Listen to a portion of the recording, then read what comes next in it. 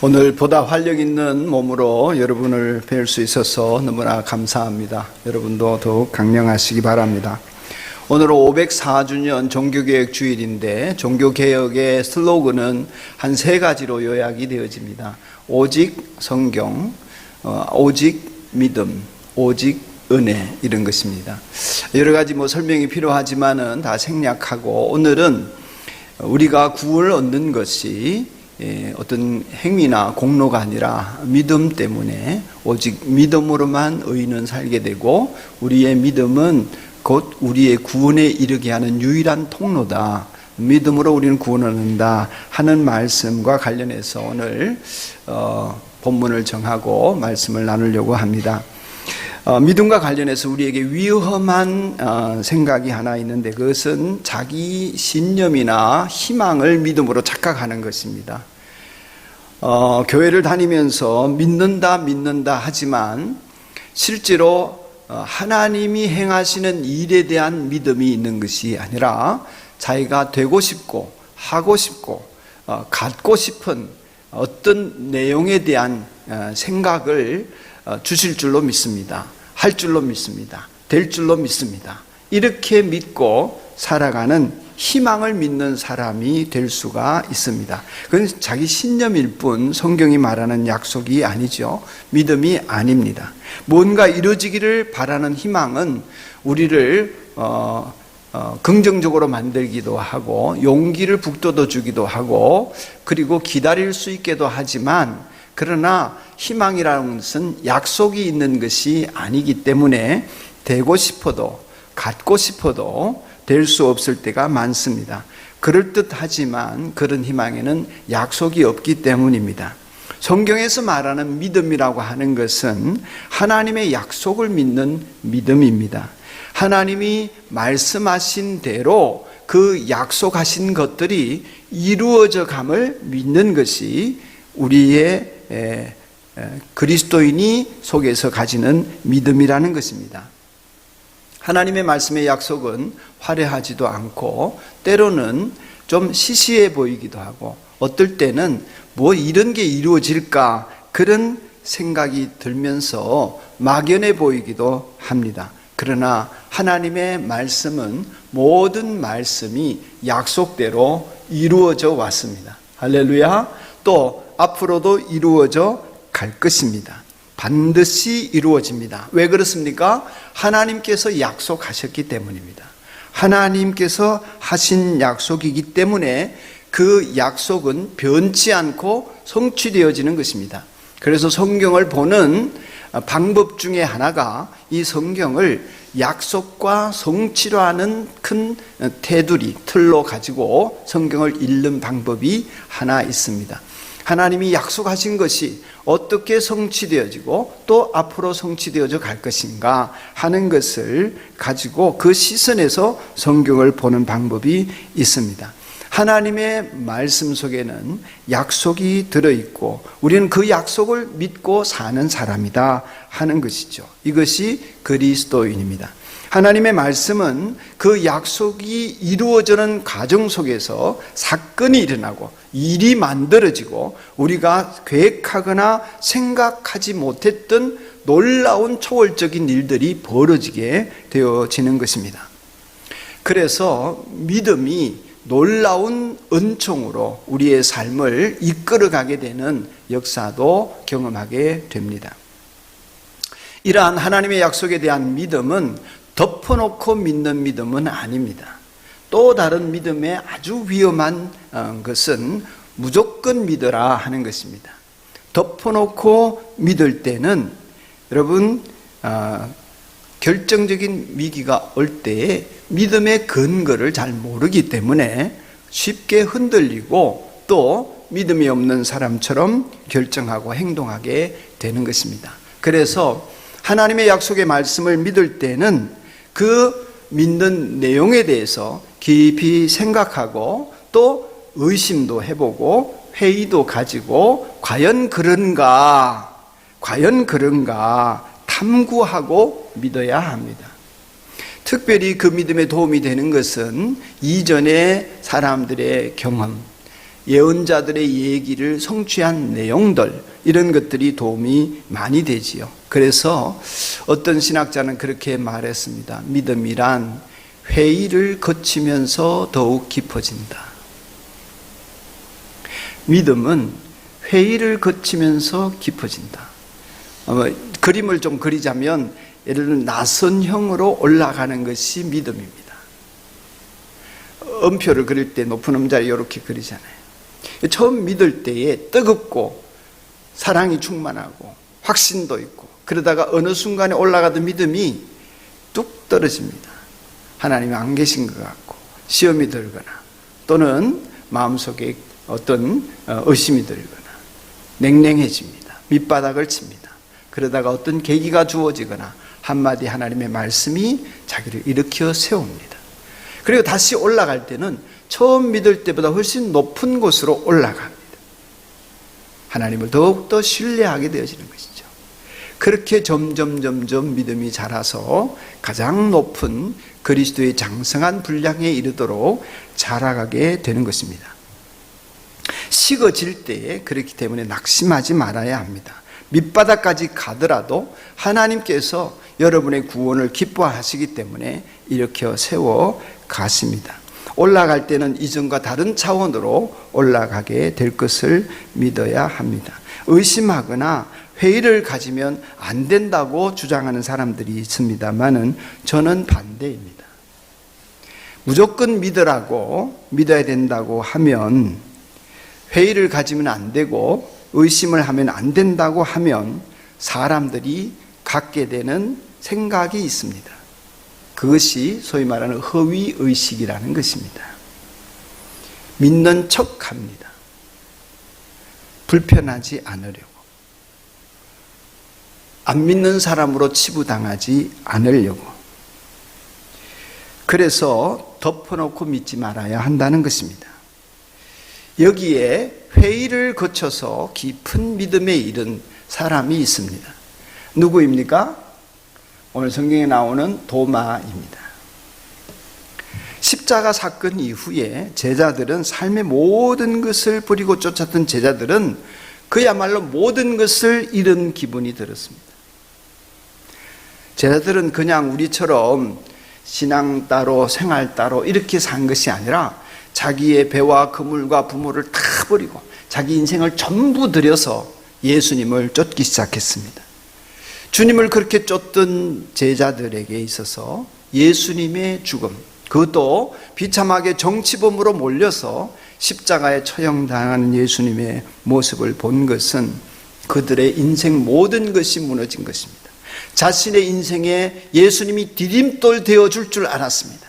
버팀목 되어줄 줄 알았습니다. 발판 되어줄 줄 알았습니다. 그런데 없어져 버렸습니다. 예수님의 이 비참한 죽음 앞에 제자들은 엄청나게 당혹감을 느꼈을 것입니다. 두려움에 빠졌을 것입니다. 그래서 제자들은 예루살렘에 모여있기는 모여있는데 두려워서 벌벌 떨면서 집에 모여있는 제자들이 다 문을 잠그고 있었습니다. 오늘 성경 앞부분에 보면은 19절에 그 주간, 그날 곧 그 주간의 첫날 저녁에 제자들은 유대 사람들이 무서워서 문을 모두 닫아 걸고 있었다. 대문만 잠근 것이 아닙니다. 창문도 잠궜습니다. 집안에 있는 모든 문은 꽁꽁 잠궈 걸고 벌벌 떨면서 두려움 속에 있었습니다. 모든 문을 닫았다고 하는 것은 모든 소통을 차단하고 커뮤니케이션을 차단하고 자기들의 감정에만 빠져 있었던 것이죠. 하늘을 쳐다보지도 못하고 서로를 배려하지도 못하고 상황을 이해하지도 못한 채 그야말로 멘탈이 붕괴된 상태에서 모든 것을 차단한 채 있는 그 장소, 그 자리에 예수님이 나타나셨습니다. 잠겨져 있는 문에도 불구하고 부활하신 예수님이 제자들에게 보여진 것입니다. 부활하신 예수님은 시공을 초월하신 분이심을 우리로 하여금 깨닫게 해주는 것이죠. 오셔서 처음 하신 말씀이 아유 떨고 있냐 이 못난 놈들아 이렇게 하지 않으시고 예수님은 전혀 비난하지 않으시고 너에게 평화가 있을지어다. 언제나 그렇게 주님이 우리를 먼저 찾아오십니다. 낙심한 우리에게, 실패한 우리에게, 죄 짓는 우리에게 언제나 주님이 먼저 찾아오십니다. 그리고 저희들에게 아버지께서 나를 보내신 것처럼 나도 너희를 보낸다, 이런 놀라운 말씀을 하십니다. 성령을 받아라 그러시면서, 배신하고 겁 많은 제자들인데 예수님은 그들을 마음에서 한 번도 내친 적이 없이 오히려 그들을 다시 시작하게 한없는 신뢰를 보내시고, 그들이 다시 시작할 수 있도록 성령을 보내시겠다고 하고 처음 부르실 때처럼 다시 보내시면서 가라고 하십니다. 그런데 그런 일이 있을 때에 도마는 함께 있지 않았습니다. 꼭 문제하는 결정적인 순간에 없어요. 은혜 받을 때 없고, 시시할 때는 있는데 진짜 중요할 때는 안 보여. 예수님의 부활 소식을 들었는데 믿지 못했습니다. 도마는 아주 용기도 있고 확실한 사람이거든요. 요한복음에서 도마는 아주 중요한 역할들을 많이 합니다. 근데 그런 사람인데 자기 눈과 손으로 확인해야 믿겠다고 하죠. 우리의 불행이라고 하는 것은 이런 것이죠. 믿으면 하나님의 역사가 나타나는데 안 믿어지는 거예요. 믿으면 하나님의 일이 성취되어지고, 믿지 않으면 하나님의 믿음의 역사로 나타날 것들은 경험 못 하거든요. 믿으면 변화가 일어나는데 안 믿으면 아무런 일도 없어요. 그러니 이 도마가 얼마나 답답한 상황입니까? 누가복음 24장을 보면 예수님께서 부활하신 이후에 또 다른 사람을 만나는 얘기가 나오는데, 소위 말하는 엠마오로 내려가는 두 제자를 만나시죠. 그거한테 글로바라고 이름이 있는 사람도 있는데, 그 제자들이 이제 예수님에게, 예수님 누구신지를 잘 모르는 상태에서 예루살렘에 있었던 얘기를 하고, 오늘 아침에 제자들이 가봤는데 부활했다 하고 이러는데 참 이상하지요, 뭐 이러면서 얘기를 하는 거예요. 그럴 때 예수님께서 뭐라고 하시냐면 24장 25절에 어리석은 사람들입니다. 예언자들이 말한 모든 것을 믿는 마음이 그렇게도 무디니 말입니다. 이미 적어도 예수님께서 적어도 3번은, 복음서를 보면 3번은 돌아가시기 전에 내가 사흘 만에 살아난다, 내가 죽을 것이다, 이런 얘기를 했거든요. 복음서에만 3번 기록되었으니까 그 이상 많이 말씀하셨다는 얘기일 수 있죠. 그런데 그렇게 말씀하셔도 귓등으로 듣는 거예요. 듣고 싶은 말만 듣는 거죠. 자기가 되고 싶은 것만 염두에 두고 있는 거죠. 그래서 이렇게도 무디니 예수님 그렇게 말씀하셨어요. 우리가 보면 믿음의 역사를 일으키는 것은 하나님의 약속을 믿고 그 약속의 말씀을 붙들고 가정을 위해서, 목장을 위해서, 자녀를 위해서 자기 인생을 놓고서 이렇게 기도하지 않습니까? 하나님의 약속의 말씀이 이루어지는 것을 바라보고 기도하는데, 가정이 변하게 해주십시오, 자식이 달라지게 해주십시오, 내 인생 나아지게 해주십시오, 기도하면서 하나님의 약속을 저 영혼에게 불어넣어 주셔서 구원 얻게 해주십시오, 이러는데, 그런 기도하면서도 약속을 믿지 않아. 그러면 아무 일도 일어나지 않는 거죠. 아무리 기도해도. 변화를 위해서 기도하면 변화될 줄 믿어야 하는데 지금 상황을 보면서 낙심하는 거예요. 우리가 믿으면 우리의 행동이 달라지는 법이잖아요. 믿는 행동을 하는 거잖아요. 근데 기도는 열심히 하면서도 행동은 믿음으로 안 하는 거죠. 믿음이라고 하는 것은 약속의 말씀을 수용하는 거잖아요. 영접하는 사람, 곧 그 이름을 믿는 사람, 하나님의 자녀가 되는 권세를 주셨다. 믿음은 수용이고 영접이고 받아들이는 것이고 순전한 자세로 말씀을 따르는 것이잖아요. 그 말씀이 내 안에서 영접되어져서 나를 이끌어가고 내 생각과 행동을 바꾸어 가도록 해야 되는데 안 믿는 거예요. 여러분, 어린 애든지 미물인 강아지도 욕하고 비난하면 안 옵니다. 배척하면 안 옵니다. 똑같은 식구들이 살아도 강아지가 가까이 안 가는 사람이 있어요. 가만히 보면 미워하는 사람한테는 가까이 안 가요. 애들도 그렇습니다. 왜 그렇습니까? 말이 아니라 그 사람의 마음을 느끼기 때문이죠. 나를 좋아하는 사람인지. 애기들도 아는 거 아니겠습니까? 마음에서 미워하면 누구도 가까워질 수 없습니다. 환영하고 수용하고 용납하고 긍정하고 그래야 가까워지는 것이죠.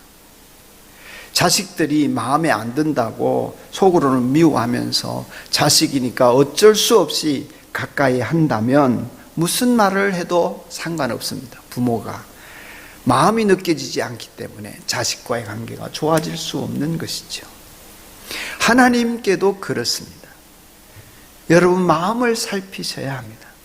여러분 마음이 하나님을 수용하고 하나님을 환영하고 하나님을 지지하고 하나님을 순종하고 하나님을 따르는 마음인지, 하나님께서 여러분을 통하여 믿음의 역사를 이루시려고 해도 여러분 마음을 보세요. 하나님을 환영하는 것이 아니면 하나님의 역사가 이루어지지 못하는 것입니다. 믿음이 있는가?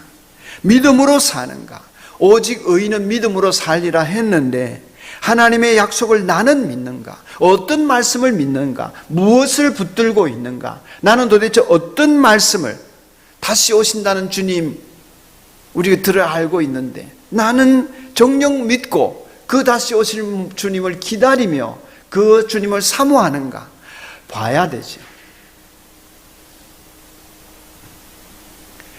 놀라운 것은, 정말 놀라운 것은 두려워하던 제자들에게 오신 것처럼 믿음이 없어서 아무 일도 일어날 수 없는 이 도마임에도 불구하고 예수님이 또 찾아가셨다는 것입니다.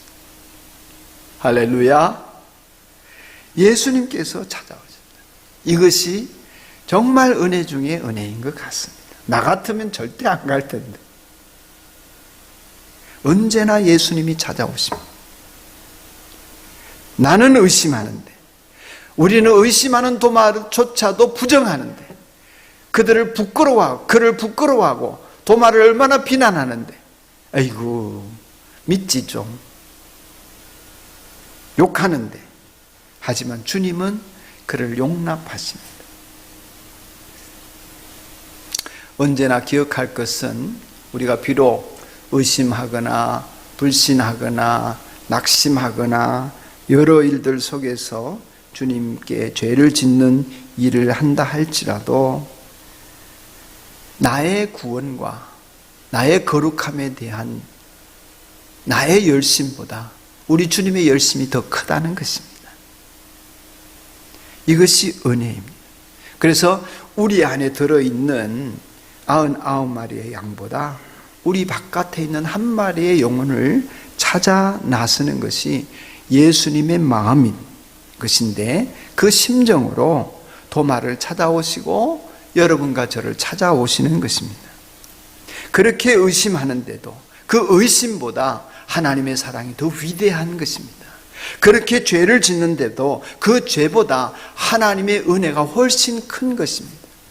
우리를 덮으시는 그 위대한 하나님의 사랑으로 우리를 감싸 주시기 때문에 오늘 여러분이 믿음 생활을 유지하고 갈 수 있는 것입니다. 내 열심이나 나의 노력이나 내 정성이 나를 이끄는 것이 아니라 그분의 사랑과 그분의 은혜가, 그 위대함이 나를 인도해 가시는 덕분인 것이지요.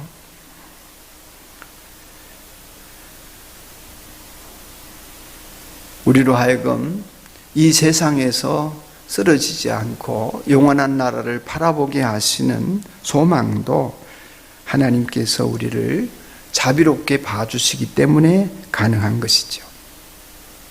언제 찾아오셨냐 하면 참 이 상징적인 숫자가 우리에게 주는 은유가 굉장히 큰 메시지를 줍니다. 8해가 지난 후에, 26절에 8해 뒤에 제자들이 다시 집안에서 모여 있는데 예수님이 오셨습니다. 8해가 뭐예요? 성경에서 여러분 숫자는 그냥 단순한 수가 아니에요. 언제나 숫자에는 의미가 있습니다. 7은 완전수예요. 한 주간을 의미하고 그 주간이 지났습니다. 그리고 첫날이 여드레째예요. 여드레라고 하는 것은 새로운 한 주간이 시작되는 날입니다. 도마가 지난 7일의 실패가 있어서도 이날 새롭게 시작하게 하시겠다는 뜻이죠. 새로운 주일의 시작, 도마를 새롭게 하셨습니다. 주님은 오늘도 여러분을 그렇게 새롭게 하시는 줄로 믿습니다. 일부 예배 때에 우리 준영 목녀가 기도하면서 사바 식구들 이제 저는 이제 대표 기도할 때 자기 사역을 놓고 한 가지씩 기도하게 하잖아요. 그 이제 사역이 사바 목장 사역이니까 사바 목장 식구를 위해 기도하면서 그러시더라고요. 그래서 그날일 수 있는 그런 노년의 시기인데 그날이 그날이지 않을 수 있도록. 할렐루야. 여러분, 하나님 앞에서는 매일이 새로운 줄로 믿습니다. 하나님 앞에서는 그날이 그날일 수 없습니다. 오늘은 오늘의 역사가 하나님과 더불어 시작되기 때문인 것이죠. 하나님은 예레미야를 통해서 우리를 날마다 새롭게 하신다. 아침마다 새롭게 하신다고 그랬습니다. 여러분, 매일이 새로워지기를 축복합니다. 이전 것은 지나갔으니 보라 새 것이 된 것처럼 새로운 날이 시작되었습니다. 주님은 오늘도 우리를 그렇게 새롭게 하게 하시기 위하여 찾아오시는 것입니다. 도마에게 증거를 보여주시면서 만져보아라, 느껴보아라 그러는데 도마가 그러지는 못하는 것 같아요. 예수님이 이러십니다. 그렇게 만져보고 살펴본 다음에 의심을 떨쳐버리고 믿음을 가져라. 그렇게 하십니다. 깊은 믿음의 자리로 초대하신 것이죠. 만져볼 게 뭐가 있습니까? 살펴볼 게 뭐가 있습니까? 자기를 찾아오신 예수님 앞에 드디어 도마가 무너집니다. 드디어 자기의 이성의 벽을 깨고 상식의 틀을 깨고 이론의 벽을 깨고 그 모든 것을 벗어버리고 도마가 이렇게 말합니다. 나의 주, 나의 하나님.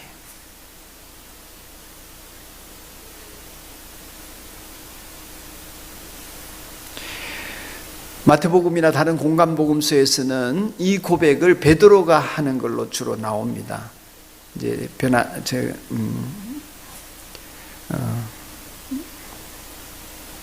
가이사랴 빌립보에 가서 그렇게 하는데 요한복음에는 도마가 해요. 놀랍지 않습니까? 예수님께서 사랑으로 다가가신 결과이죠. 이성과 판단을 넘어서는 영적인 길로 도마를 이끌어 가신 것입니다. 여러분의 자아가 깨어지고 여러분의 생각이 꺾어지고 주님 앞에서 상식과 합리를 가지고 따지던 자아가 깨어지기를 축복합니다. 이 시간 무너지기를 축복합니다. 그리고 주님이 말씀하신 것들이 받아들여지는 은혜가 있기를 소원합니다. 도마가 나의 주 나의 하나님 그러자 예수님께서 말씀하십니다. 너는 나를 보았기 때문에 믿느냐? 나를 보지 않고도 믿는 사람은 복이 있다. 복이 있다. 아마도 이 말씀은 제가 생각하기에는 우리를 두고 하신 말씀이 아닐까. 도마는 그래도 만질 수 있고 예수님 부활하신 거 볼 수 있었는데 그 뒤에 믿을 사람은 못 보잖아요. 여러분 봅니까? 우리는 예수님을 물리적으로 만날 수 없습니다. 이런 우리가 복이 있다는 것입니다. 우리를 염두에 두고 이 말씀을 하셨지만 사실 안 보고 믿는다고 하는 것은 쉬운 일이 아닙니다. 물론 못 봐서 못 믿겠다는 사람에게 주님이 나타나실 수도 있겠는데 쉬운 일 아니에요.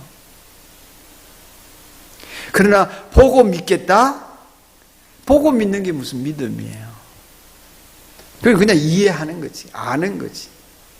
믿음이라고 하는 것은 보이지 않는 것에 대한 실상이다 그랬습니다. 보지 못하는 것들에 대한 증거다 그랬습니다. 보지 않고 믿는 믿음, 이것은 약속의 말씀에 대한 믿음입니다. 보지 않고 믿는 이 믿음은 육신의 눈으로 보이는 상황을 보는 것이 아니라 영적으로 믿는 것입니다. 성령 충만한 믿음입니다. 여러분에게 그 믿음이 있기를 축복하고 그 복이 생겨나기를 축복합니다. 여러분, 이것이 무슨 기도해서 생기고 열심히 봉사해서 생기면 얼마나 좋겠습니까마는 이 믿음은 약속의 말씀을 바라보는 사람에게 생겨나는 것입니다. 주님이 주시는 것입니다. 그러므로 하나님의 약속의 말씀을 바라보거나 그 말씀을 붙들거나 그 말씀을 생각하는 사람이 아니면 이 믿음이 생길 수가 없습니다.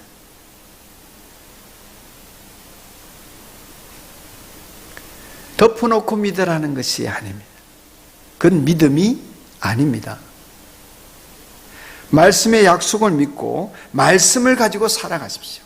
그러니 바라건대 여러분, 세상 따라가지 마세요. 세상의 풍조가 어떻든, 세상의 방식이 어떻든, 세상 사람들과 철학이 어떻게 말하든, 이 세상의 사고가, 자본주의 사회가 어떻게 흘러가든지 간에 우리는 말씀을 따라 살 길을 찾아가는 것, 그런 그리스도인이기를 축복합니다.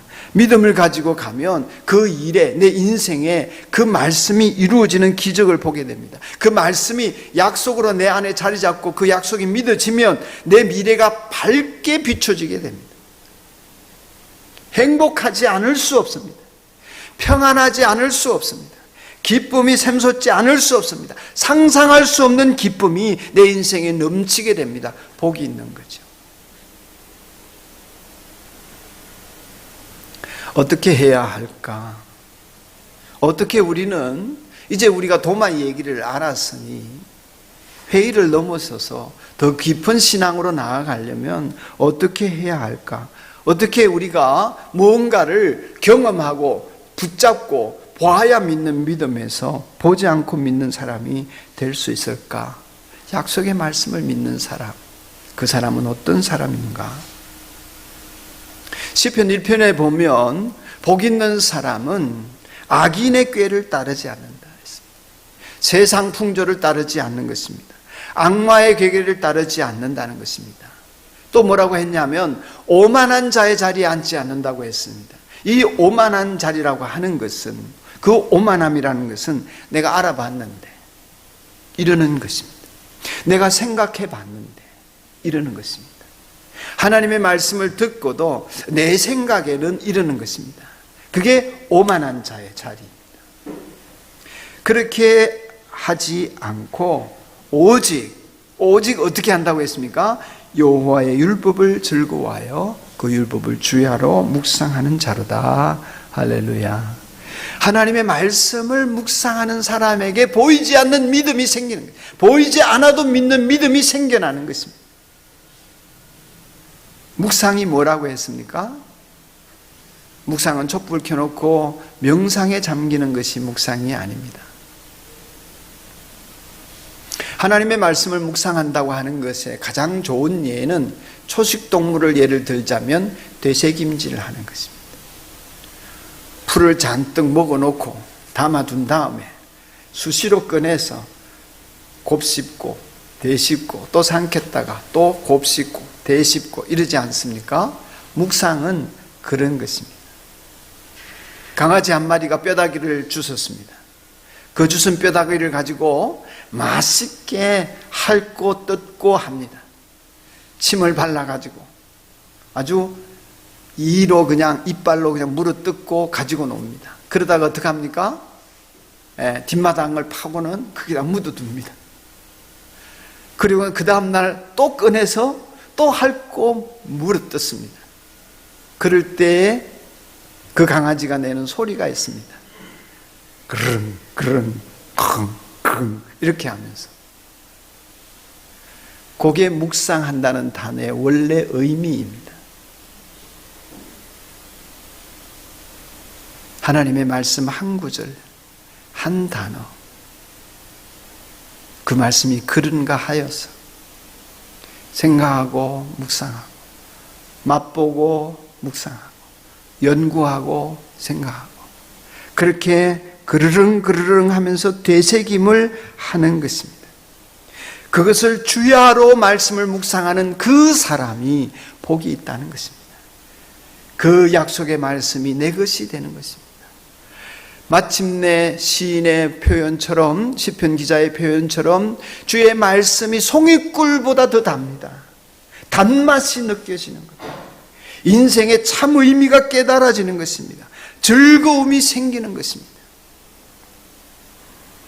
여러분, 이번 한 주간 이런 도마의 얘기를 들으신 뒤에 성경을 읽고 묵상하고 또 읽고 그르릉대고 그러면서 맛보시기를 축복합니다. 그 약속의 말씀 속에 주님이 하시는 일, 내게 주신 축복, 나를 향하신 계획, 하나님이 하라 명하시는 일, 돌이키기를 원하시는 죄, 이런 것들이 깨달아지면서 그 단맛을 맛보게 되기를 축복합니다. 그러면 여러분의 인생에 밝은 빛이 비춰질 것입니다. 그 말씀으로 인해서 희망이 생길 것입니다. 그 말씀이 주는 기쁨과 영안이 열려지는 행복 속에서 평안을 얻을 것입니다. 이 세상과 나는 간데 없어지고 구속하신 주님만 보이도다, 이런 찬양의 가사가 내 것이 될 것입니다. 그러기를 축복합니다.